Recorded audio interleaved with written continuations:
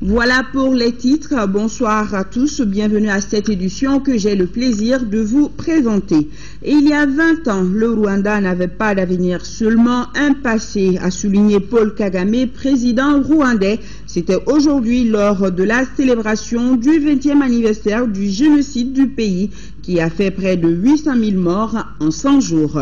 Le président de la République a pris part à la cérémonie commémorative marquée par une marche de souvenirs, nous indiquent nos envoyés spéciaux Bourama Traoré et Abdul Salam Bambara. 7 avril 2014, le Rwanda se souvient encore. Un jour de souvenir mais aussi d'hommage aux 800 000 Rwandais essentiellement Tutsis tués pendant les génocides. C'était en 1914, il y a donc 20 ans. En cette journée commémorative de ces massacres, l'heure est au recueillement et à la prière. La cérémonie funèbre s'est déroulée en 2 séquences. La première, le président rwandais Paul Kagame en compagnie de ses pairs, dont le président de la République Ibrahim Boubacar Keïta, a allumé une flamme au mémorial du génocide à Kigali. Cette flamme restera allumée pendant 100 jours. C'est le temps qu'a duré le génocide.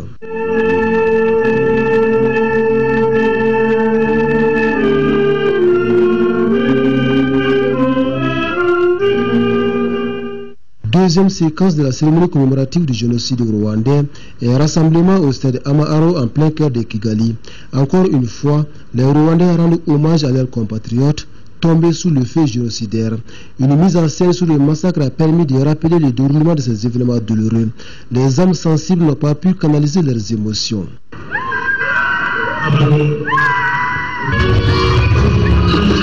Plusieurs personnalités se sont succédées au pupitre pour magnifier le courage rwandais, parmi lesquelles le secrétaire général de l'ONU et la présidente de la Commission de l'Union africaine. Quant au président Paul Kagame, il s'est adressé à ses compatriotes dans un discours fort et émouvant. Le Rwandais a été torturé, humilié, mais l'esprit rwandais reste vif, dixit le président Kagame, lequel a également mis l'accent sur la réconciliation nationale, d'où son invitation aux Rwandais à s'accepter et à travailler pour le renforcement de l'unité du pays. Et le numéro 1 rwandais de terminer son allocution par ces mots: plus jamais ça au Rwanda.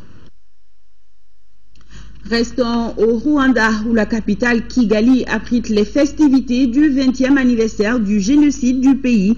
Le chef de l'État s'est entretenu avec le secrétaire général de l'ONU. Entre Ibrahim Boubacar Keïta et Ban Ki-moon, les échanges ont porté sur les derniers développements de la situation politique et sécuritaire du Mali. Le chef de l'État, que vous allez entendre, se dit très satisfait de la rencontre. Nous l'écoutons au micro de nos envoyés spéciaux Bourama Traoré et Abdul Salam Bambara. Comme toujours, avec Ban Ki-moon, j'ai de très bons entretiens. Nous allons faire le point sur la situation dans notre pays. Je lui ai dit mes attentes et je lui ai dit l'évolution récente et je crois que nous sommes bien compris.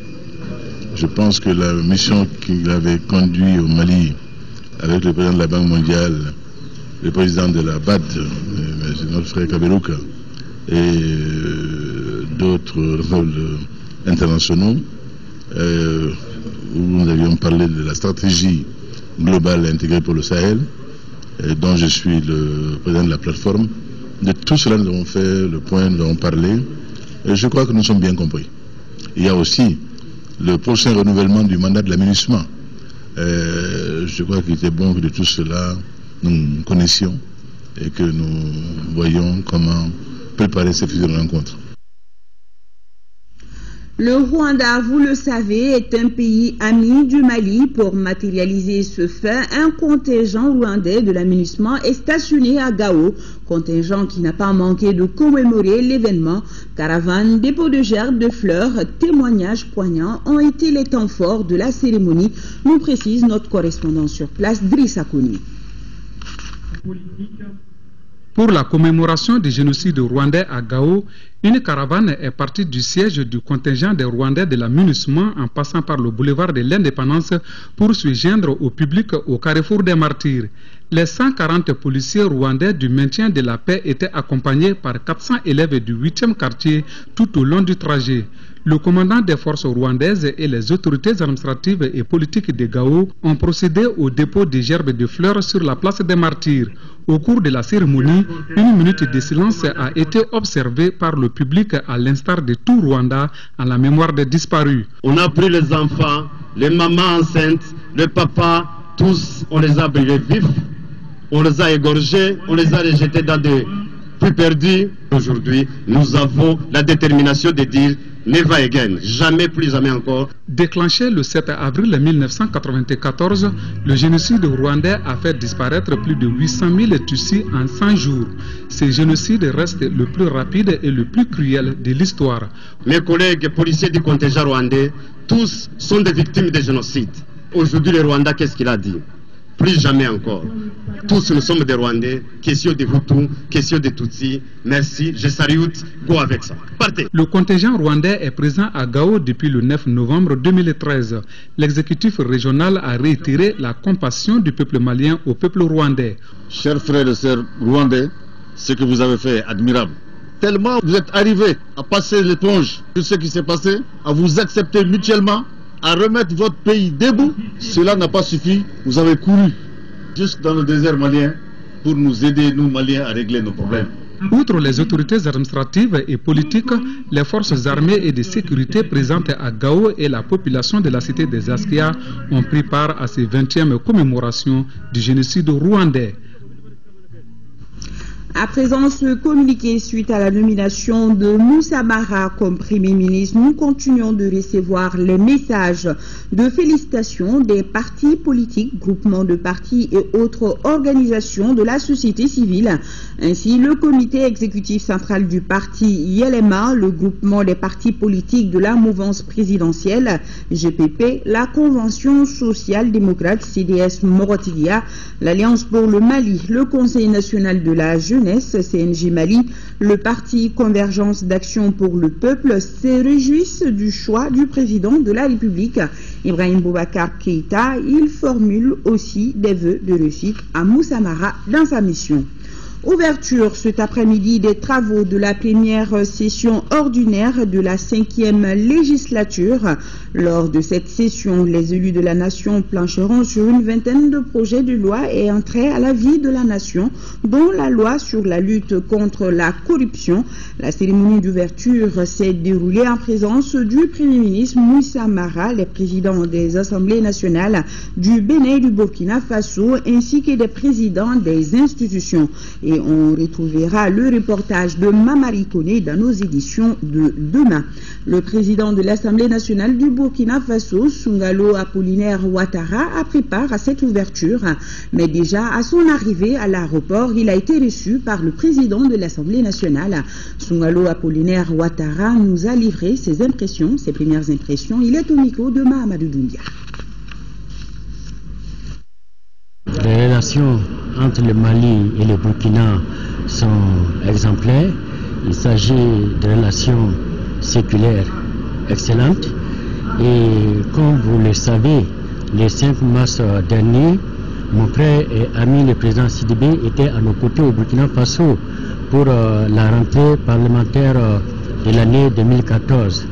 Donc c'était pour moi un devoir, un agréable devoir de répondre à cette invitation et de pouvoir vivre cet événement historique qu'est la rentrée parlementaire, la première session ordinaire au Mali, après donc des élections présidentielles et législatives réussies. Et après la période de crise, le Mali est doté d'une Assemblée nationale. Quelle appréciation faites-vous? Je pense que l'Afrique et le monde entier saluent cet ancrage démocratique au niveau du Mali, et c'est le renforcement des institutions républicaines qui est surtout à saluer. C'est la démocratie qui a vaincu au Mali. Entre Assemblée nationale, nous entretenons d'excellentes relations au niveau de la diplomatie parlementaire. Et je crois que cette coopération que nous avons entamée depuis la rentrée parlementaire de Burkina et les pas que nous venons de faire aujourd'hui à Bamako pour la rentrée parlementaire constituent vraiment les jalons essentiels pour le renforcement de cette diplomatie parlementaire entre nos deux institutions. Et je pense que nous irons au-delà donc de cet aspect protocolaire pour une coopération vraiment renforcée, non seulement au niveau des administrations parlementaires, mais au niveau aussi des groupes parlementaires que nous avons constitués de part et d'autre. Et je vous propose maintenant d'écouter un extrait du discours du président de l'Assemblée nationale à la cérémonie d'ouverture, des propos recueillis par Mamadi Kouni. Après la première session extraordinaire convoquée par le gouvernement le 22 janvier 2014 et consacrée principalement à la mise en place des organes dirigeants de notre Parlement, de même que la prestation de serment des membres de la Haute Cour de justice, la tenue de cette première session ordinaire marque une étape importante dans le processus de normalisation de la vie politique suite à la crise que nous avons connue. On peut dire sans risque de se tromper que notre pays vient de loin et nous sommes en train de sortir de cette crise grâce à l'accompagnement de l'ensemble des frères africains et de la communauté internationale. Je voudrais tout particulièrement saluer l'appui et la solidarité des pays de la CEDEAO, de l'Union africaine et des Nations unies qui ont permis au Mali de faire face à la crise de son histoire moderne. Mesdames, Messieurs les députés, chers collègues, le programme de la session qui s'ouvre aujourd'hui est bien fourni. De nombreux projets, plus d'une vingtaine, sont déjà déposés par le gouvernement sur le bureau de l'Assemblée nationale, notamment la loi sur la lutte contre la corruption et la délinquance financière. Son adoption contribuera, j'en suis sûr, à restaurer la confiance entre le peuple et le gouvernement et entre les gouvernants et les partenaires techniques et financiers. Monsieur le Premier ministre, chef du gouvernement, honorable président des parlements frères, mesdames, messieurs, distingués en vos qualités et grades, je voudrais encore une fois remercier l'ensemble de nos invités, de même que les délégations du Bénin et du Burkina Faso, qui nous ont fait l'honneur de rehausser l'éclat de cette cérémonie et avec lesquels nous sommes disposés à œuvrer au renforcement de l'intégration sous-régionale et régionale. Et à retrouver le reportage complet dans notre édition de demain de l'ouverture cet après-midi des travaux de la première session ordinaire de la 5e législature. Autre grand titre de ce journal, l'ouverture ce matin au Centre international de conférence de Bamako, des travaux de la concertation nationale sur l'avenir de l'enseignement supérieur au Mali. Pendant 3 jours, différentes composantes de la nation malienne plancheront sur les mots qui minent notre enseignement supérieur. Les explications, c'est avec Idrissa Kamara. Le système de l'enseignement supérieur au Mali est depuis des lustres confronté à des défis multiformes. Effectifs pléthoriques, personnel enseignant insuffisant, infrastructures et équipements bien en deçà des ambitions affichées. Si l'on ajoute à cela l'inadéquation entre la formation et les besoins en ressources humaines, l'on mesure toute la portée de la présente concertation qui doit d'abord prouver qu'elle n'est pas une rencontre de plus. La commission de l'UEMOA, dans le cadre de son programme d'appui à l'enseignement supérieur, PAES, et compte tenu des difficultés récurrentes de nos universités, a proposé à chacun des pays membres d'organiser des concertations nationales pour dégager de façon participative et consensuelle des voies de redynamisation. La concertation nationale dont nous ouvrons aujourd'hui le débat se situe dans ce cadre et a ainsi pour objet de proposer des orientations, des mesures et des actions à mettre en œuvre pour le développement et la compétitivité de notre système d'enseignement supérieur selon un chronogramme défini. Développement, compétitivité, autant de paramètres qui sous-tendent les efforts de l'espace communautaire. Conçu à la suite d'analyses diagnostiques complètes et participatives du secteur de l'enseignement supérieur, ces grands programmes régionaux constituent une réponse globale à l'ensemble des problèmes cruciaux de l'enseignement supérieur dans les États membres de l'UEMOA. La qualité des ressources humaines, c'est bien là le maître mot qui requiert l'assentiment de tous et de chacun. Les ressources humaines sont les mieux partagées dans ce monde, car toute nation en dispose. Leur valorisation par la formation et la recherche relève d'une vision stratégique pour assurer le développement d'un pays. Ceux-là qui l'ont compris se sont développés même en l'absence de ressources naturelles. Les recommandations qui sanctionneront cette concertation devront permettre au Mali d'inscrire son enseignement supérieur dans la cohérence et la complémentarité avec ceux de la sous-région, eux-mêmes résolument tournés vers l'excellence et la compétitivité. Et à suivre après ce journal, le premier numéro du JT spécial sur ces concertations nationales sur l'avenir de l'enseignement supérieur au Mali avec Lamine Tchekoura Koulibaly et son équipe. À retrouver dans vos kiosques également désormais cet ouvrage de Daouda Diallo sur l'enseignement supérieur au Mali de 1963 à 2012, naissance, évolution, enjeux et perspectives, publié par les éditions La Sahélienne. Cet ouvrage est une contribution au débat du forum sur l'enseignement supérieur au Mali. L'auteur Daouda Diallo suggère une autre forme de gouvernance des universités. Voilà. Restons dans le même registre, c'est-à-dire l'éducation. La campagne nationale du retour des enfants à l'école a eu des résultats satisfaisants. Dans les localités concernées, plus de 272 000 enfants ont retrouvé le chemin de l'école et plus de 370 000 autres ont bénéficié de kits scolaires. Cet atelier de revue à mi-parcours initié par le ministère de l'Éducation nationale en collaboration avec l'UNICEF qui nous le révèle. Agali Ag Agissa, reportage. Lancée à Tombouctou il y a quelques 6 mois, la campagne nationale de retour des enfants à l'école se déroule sous de bons auspices. Le projet a permis la reprise de l'enseignement dans plusieurs écoles touchées par la crise qu'a connue notre pays. Le bilan à mi-parcours de la campagne est au centre d'un atelier de 2 jours. 370 114 enfants qui avaient été touchés d'une manière ou de l'autre par les crises entre 2012 et 2013 et qui ont pu retourner à l'école grâce à cette campagne. On parle de donc 370 114 enfants qui ont reçu des kits d'apprentissage, 6 734 enseignants qui ont reçu des kits pédagogiques pendant cette campagne et 4 632 enseignants qui ont été formés sur des modules pertinents tels que l'appui psychosocial, par exemple l'éducation, la culture à la paix. Les travaux devront également permettre aux différents acteurs d'échanger sur les difficultés et planifier les activités. Au cours du présent atelier, vous aurez à faire ressortir les activités réalisées et renseigner les indicateurs retenus ainsi que le niveau d'atteinte des objectifs par rapport aux prévisions. Dans les régions de Tombouctou, Gao et Kidal, un pourcentage important d'écoles sont aujourd'hui fonctionnelles. Il s'agira ensuite pour vous, en tirant les leçons de la mise en œuvre pendant la première période écoulée, de faire une très bonne planification pour la période de mise en œuvre restante.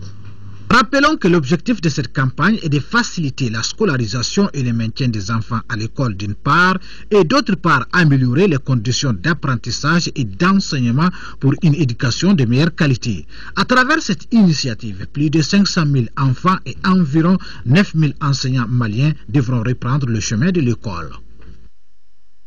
Et ces communiqués de presse de l'URD et de la CODEM suite à l'attaque armée du domicile de l'ancien président de la République, Alpha Oumar Konaré, les deux parties condamnent avec la dernière énergie cet acte lâche et barbare commis par des individus à la moralité douteuse. Le code de conduite des forces armées et de sécurité du Mali et les violences basées sur le genre sont les deux thématiques au centre d'une formation qui s'est ouverte ce matin à la Garde nationale. La session est une initiative de la section droit international humanitaire de l'état-major général des armées. Fademba Keita. Ce renforcement des capacités s'adresse aux détenteurs du BA1 et BA2, c'est-à-dire brevet d'aptitude 1 et 2 de la Garde nationale. Il porte sur les devoirs des forces armées et de sécurité envers l'État, les rapports entre celles-ci et les populations civiles, le droit international humanitaire. Les échanges édifient également les participants sur le contenu du livret du soldat. Il faut que tous les militaires de tout grade soient outillés et informés au maximum par rapport à l'existence de cet outil précieux qui est là, qui sert de base pour le respect des droits de la personne, pendant les conflits armés. Nous attachons du prix à la connaissance de cette matière pour pouvoir la protéger, car c'est ce qui demande la déontologie même du combat. Et ce qui demande toutes les organisations qu'on nous enseigne dans les centres d'instruction par rapport au combat. S'agissant de ceux du BA2, ces règles de conduite s'inscrivent dans le cadre de l'opéralisation sur le terrain. Tout bon militaire doit avoir un cours de conduite sur le terrain, tant sur le terrain comme dans l'agglomération. Il est d'autant plus important que le militaire, en tout lieu où il se trouve, il doit pouvoir se comporter, avoir une feuille de route en fait. Cette série de recyclage sur le code de conduite des forces armées de sécurité du Mali et sur les violences basées sur le genre s'étendra à tous les centres de formation du pays. Fin à Tombouctou des assises sur la paix et la réconciliation. Plus de 500 participants ont échangé ensemble afin de dégager des pistes pour la cohésion sociale et le vivre ensemble et surtout comment assurer le développement accéléré du Nord. Moussa Rimaïga est notre envoyé spécial à Tombouctou. Pour ce forum de Tombouctou, plus de 500 délégués pour parler de paix et de réconciliation, mais aussi pour réfléchir ensemble sur les pistes les meilleures pour asseoir les bases de la réconciliation et du développement accéléré des régions du Nord. Nous avons discuté de tous les points aujourd'hui sensibles et qui font attrait vraiment à une réelle réconciliation. Nous avons beaucoup mis l'accent sur la sécurité, sur le retour de l'administration. Le deuxième grand volet qui est extrêmement important, c'est la réhabilitation de toutes les infrastructures, tant celles de l'administration que celles de la sécurité, que celles des collectivités. Pour relancer l'économie, parce qu'on vient de sortir d'une guerre, il faut tout simplement exonérer les marchandises qui vont rentrer dans les 3 régions. Nous avons eu une idée d'organiser une foire tournante au niveau des 3 régions, parce qu'au niveau des pays limitrophes, un pays qu'on appelle l'Algérie, dont une ville qui n'existait même pas, Tamaracet, à cause de la foire internationale de Tamaracet, aujourd'hui Tamaracet est en train de renaître. Pourquoi ne pas appliquer ce qui se passe dans les pays limitrophes au niveau de notre pays? Des assises de tous les espoirs qui ont vu donc la participation et des Maliens mais aussi des Maliennes de l'extérieur. Mais quel enseignement tirer au sortir de ces assises? Réaction. Nous avons vu que la population commence à se réconcilier, que le vivre ensemble recommence et nous souhaitons qu'il s'étende au reste du Mali. Voyez l'ambiance aujourd'hui. Le Mali s'est retrouvé. Chaque cercle a pu déléguer 50 personnes. Ça veut dire que même les notions de déplacement et de réfugiés sont en train d'être résorbées. Les communautés sont en train de revenir sur leur terrain, sur leur territoire et le Mali reprend ses marques. Sa réconciliation est en marche. Le retour de la paix au premier chef concerne les communicateurs traditionnels parce que leur bureau, c'est le tissu social qui s'est déchiré. Recoudre ce tissu, c'est leur objectif. Vraiment, je suis optimiste, je suis très optimiste, je suis contente. J'ai vu des gens qui ont pris des armes qui sont là avec nous aujourd'hui, qui ont déposé leurs armes, je ne sais pas comment. C'est qu'on s'est retrouvé à Gundam, aujourd'hui on se retrouve à Tombouctou. Les populations, il n'y a pas de problème entre les populations. Donc, on veut la paix. On demande du président de la République la paix au Mali. Je suis très heureuse quand même d'avoir participé à ce forum, mais ça se passe bien. Au début c'était un peu tendu, mais au fur et à mesure on se comprend. Alhamdulillah. Ça montre la grande volonté de la population ici, des chefs traditionnels, des représentants des jeunes, des sociétés civiles, d'aller à la paix.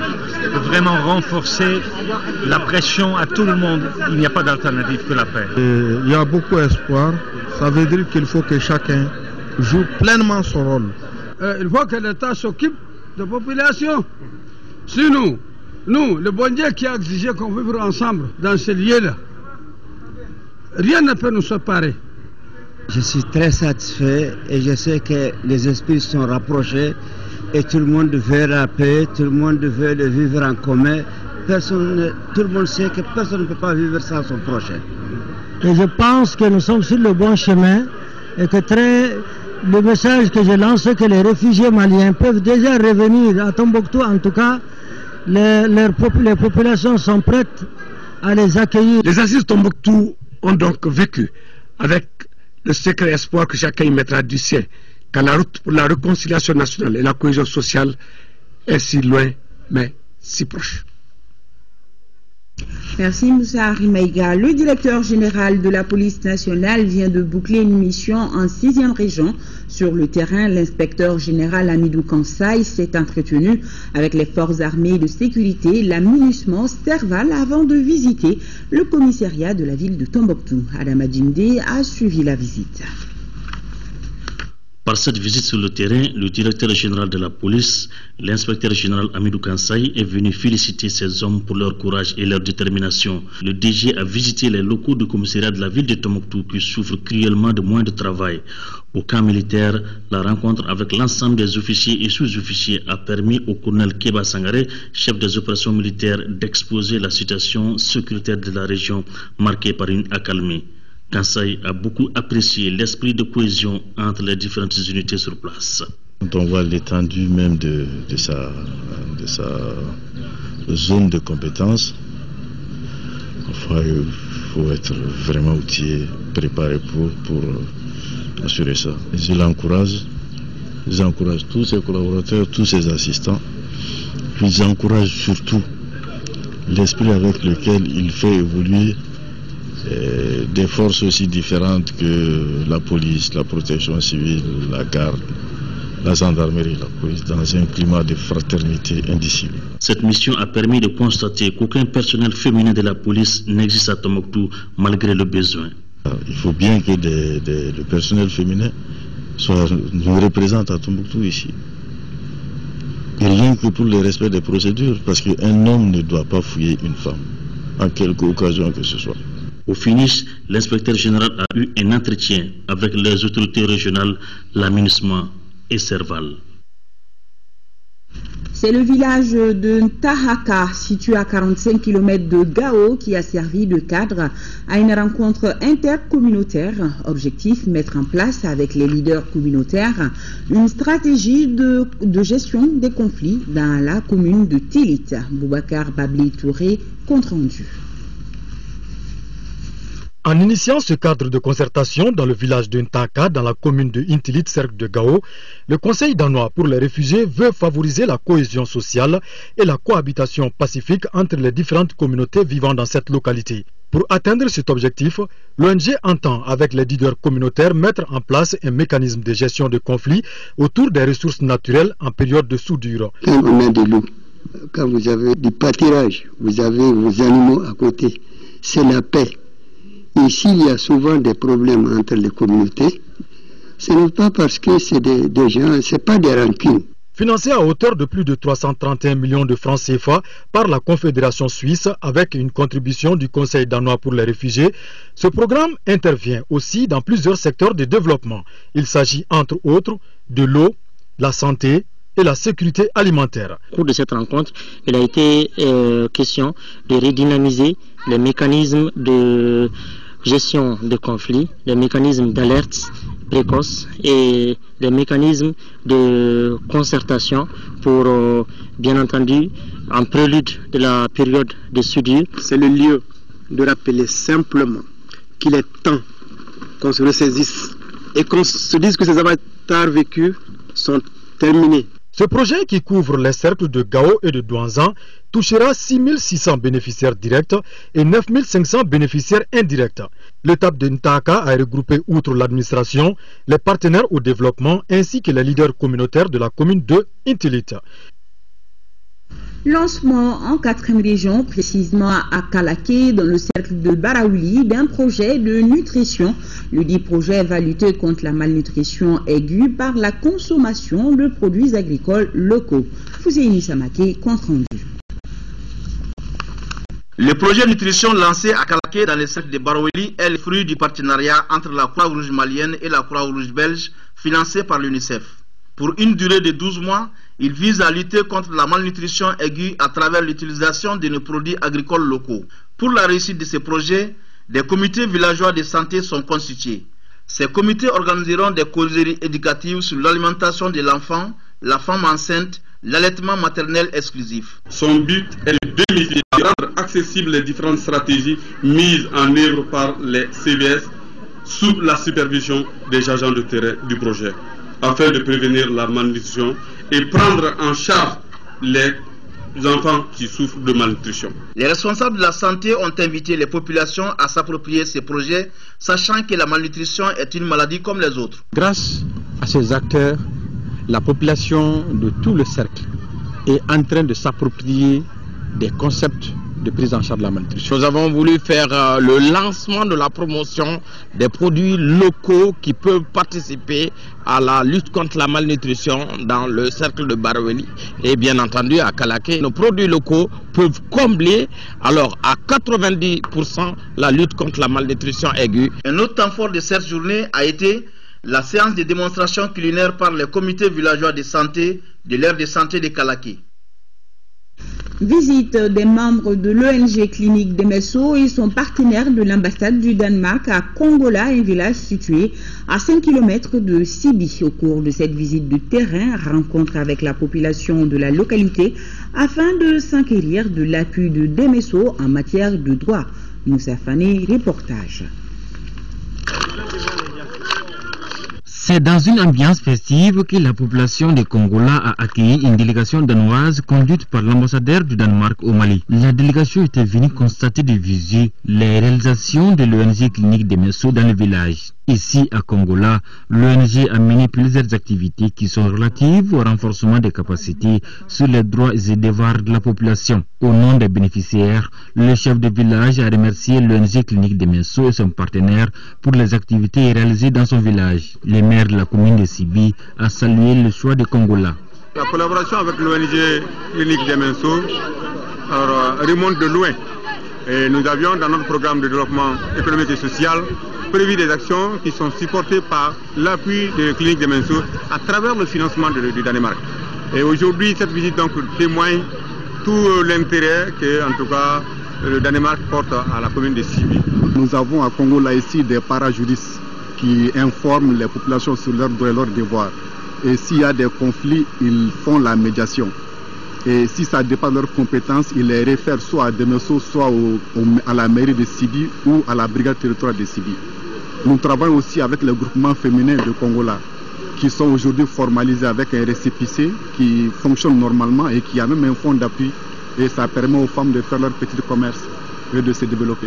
Pour les responsables de la délégation danoise, les réalisations faites par l'ONG Clinique d'Emesso sont salutaires. Au cours de cette visite, le ministre de la Justice Garde des Sceaux a remercié les partenaires ainsi que les responsables de l'ONG pour leur appui dans le cadre de la sécurité juridique. Consultation gratuite et don de médicaments aux enfants de moins de 15 ans de Touba dans la commune rurale de Dougou-Olonvla, dans le cercle de Kangaba, une initiative de l'association Touba pour la santé avec la maison du Coran et Hadith de Touba. Le but est d'accompagner les bénéficiaires en matière de soins. Voilà, consultation gratuite et don de médicaments aux enfants de moins de 15 ans de Touba dans la commune rurale de Dougou-Olonvla dans le cercle de Kangaba, une initiative de l'association Touba pour la santé en collaboration avec la maison du Coran et Hadith de Touba. La chronique santé du jour est à Liota où sont pris en charge les malades de l'œil. Dans cette structure très fréquentée par les patients maliens et ceux de la sous-région, de nouvelles mesures ont été prises pour diminuer les problèmes que les patients rencontrent. Focus Santé, une réalisation de Tessira Davili.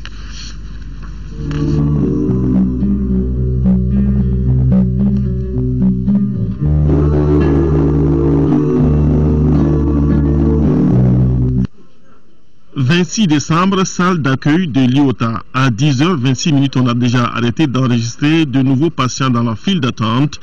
Une des nouvelles mesures en cours ici, mais qui ne concerne pas les urgences, c'est les patients opérés venus pour un contrôle. On a constaté que quand on dépasse un certain nombre de patients, donc les gens attendent longtemps et vers 13h, on dit que ça a arrêté. Liota, c'est un centre qui consulte avec les seniors et les étudiants. Donc à un certain moment donné, on doit arrêter la consultation pour aller faire autre chose. Et les mardis et les jeudis, nous avons trop d'usagers. Il y a les nouveaux malades, les anciens et les opérés. On doit voir. On les opère à partir de midi. Les mardis, on les prend, les jeudis, on les prend. Il s'agit de l'une des mesures prises par la direction de l'Institut pour faire face à certains problèmes rencontrés par les patients. L'initiative est d'un directeur bien au fait des problèmes pour avoir franchi les différents échelons de l'administration de l'IOTA. Le problème qui était là, c'était la file d'attente. Les patients y viennent. Et si vous devez faire par exemple 30 minutes pour être servi à travers une consultation, vous restez toute la matinée. Vous restez toute la matinée et souvent, vous n'êtes pas servi, vous êtes obligé de passer le lendemain pour le même service. L'objectif est que le patient ne tourne plus ici en rond avant d'être renvoyé à un autre jour. Par la même occasion, réduire les fuites de ressources. Ainsi, la direction a pris un ensemble de mesures pour s'attaquer aux problèmes rencontrés. En multipliant les guichets, premièrement, et deuxièmement, et en instaurant un ordre des services par la création des afficheurs. Donc quand le client y vient, il est accueilli par un service appelé le service d'accueil où il y a 2 agents qui catégorisent les patients en nouveaux patients et en anciens patients. Alors les clients, ils prennent leur ticket eux-mêmes et ils attendent.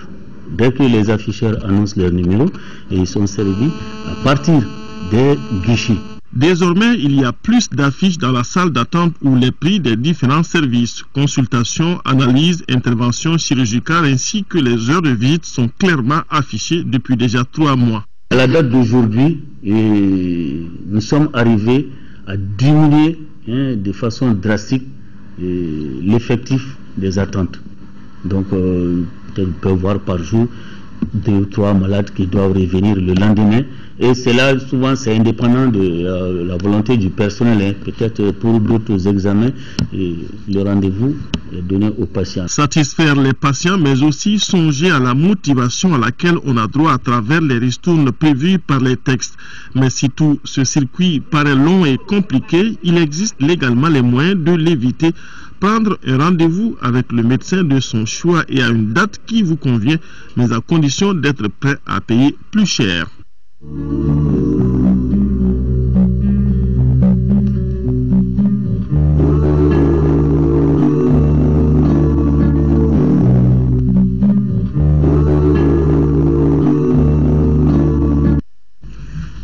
Football, championnat national de Ligue 1, 13e journée, le Stade malien de Bamako a été battu par le Real, score final 1-0. Le deuxième match a vu l'ASB battre l'AS Police 2-1. Le compte rendu, c'est avec Abdul Karim Kaba. Dans ce derby de la capitale, le Real, avec ses jeunes joueurs, voulait montrer la preuve. C'est pourquoi les Scorpions habillés ici en jaune et noir jouent leur football sans complexe devant des expérimentés du stade. En première période, pas de grandes choses à retenir. Seulement une occasion ratée de Boubacar Bangoura à la 15e minute et le montant de Soumela Diakité trouvé par Abdelaziz Touré à la 35e minute. Des retours de vestiaire, le Real trouve ses marques petit à petit et refuse le jeu musclé du stade malien. Après plusieurs tentatives, Souleymane Diarra libère tous les Scorpions à la 82e minute. Ballon pour les Scorpions. Mokhtar Mohamed.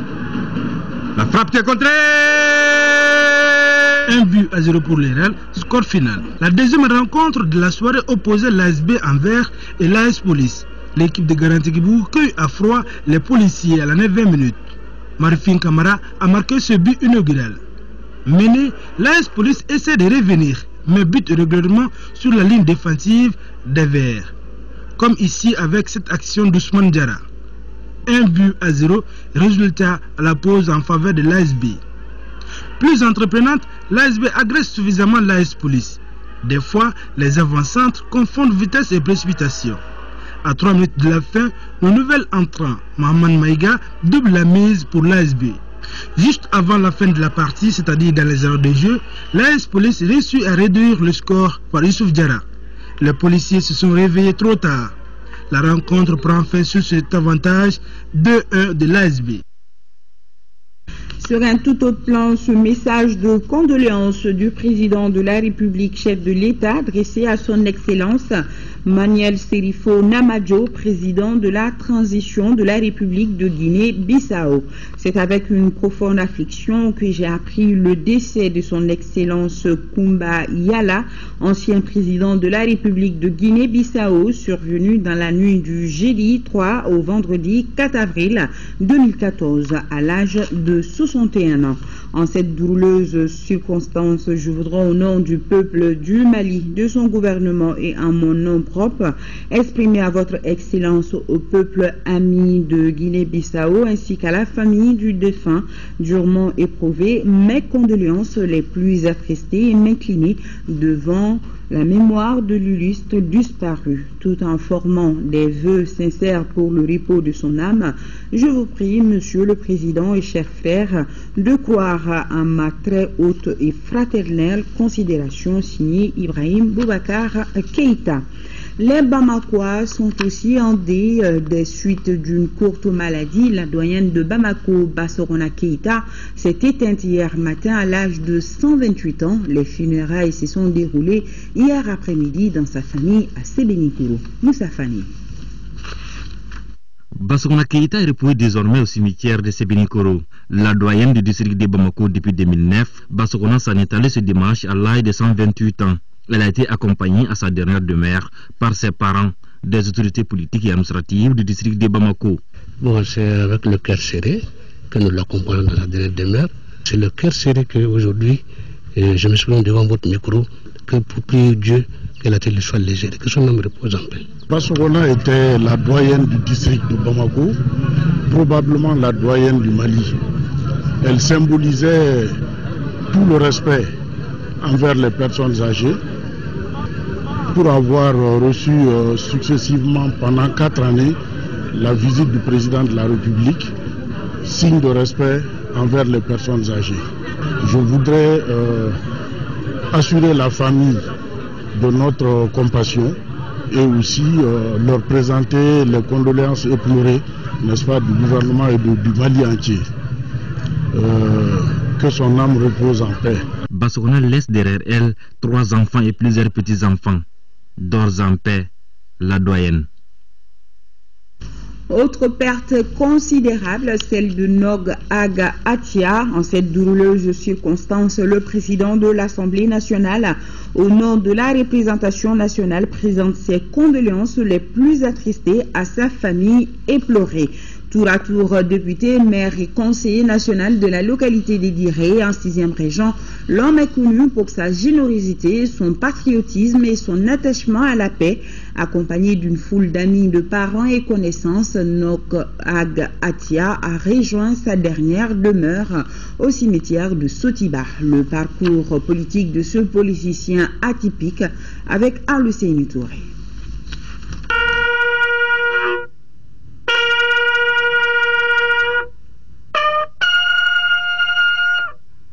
Nok Ag Atia vit le jour, voilà 76 ans à Diré. N'ayant jamais fréquenté l'école formelle, il est pourtant l'un des hommes politiques maliens les plus remarquables de notre temps. Il aura traversé toute la vie politique du Mali, de la première à la 3e République. Il va multiplier les mandats. Ses amis retiennent de lui une générosité à toute épreuve. On peut dire que même pour avoir un homme comme Nok au Mali, c'est pas facile. Un homme honnête, conscient, tolérant, social. On n'a jamais vu quelqu'un comme Nok. Ce que je retiens de lui, c'est sa générosité. Personne ne peut vous parler de Nok sans vous dire que c'est l'homme, l'un des hommes les plus généreux du Mali. Nok partage tout, donc il ne peut pas garder quelque chose pour lui. Vous remettez tout de suite 10 millions à Nok dans 2 heures, si vous revenez, vous trouvez qu'il n'a pas un franc dans sa poche. Dès que l'ouverture démocratique a été consacrée, il n'a connu que son parti, l'ADEMA-PAJ, au nom duquel il a lutté, par lequel il a lutté, pour bâtir Diré, pour bâtir le Mali. Et j'ai compris aussi que l'homme était un symbole dans sa localité, dans la mesure où il a été pratiquement élu à tous les postes électifs auxquels il a prétendu. Nok n'est pas fils de la seule localité de Diré. Son envergure dépasse de loin les limites de sa région natale. J'ai parlé hier seulement à 13h avec lui et on a parlé du Mali, et rien que du Mali. il est mort pour le Mali. Il a une seule passion, le Mali, dans sa gestion administrative, car il fut chef de fraction, le Mali politique, car il a été un élu. Depuis le retour à une vie constitutionnelle normale en 1979. Il est pénible d'accomplir son devoir, surtout quand il s'agit de la lecture de l'oraison funèbre d'un digne fils de la nation malienne comme M. Nok Atia, commandeur de l'ordre national du Mali. C'est pour moi donc un bien triste devoir et une lourde tâche pleine d'émotions de prononcer l'oraison funèbre de l'une des figures emblématiques des chefs de fraction du nord de notre pays. L'espoir de Diré a ainsi tiré sa révérence, laissant derrière lui enfants, amis et camarades de parti inconsolables. Dors en paix, doyen. Voilà, que leur corps repose en paix. Amen. Point final à cette édition.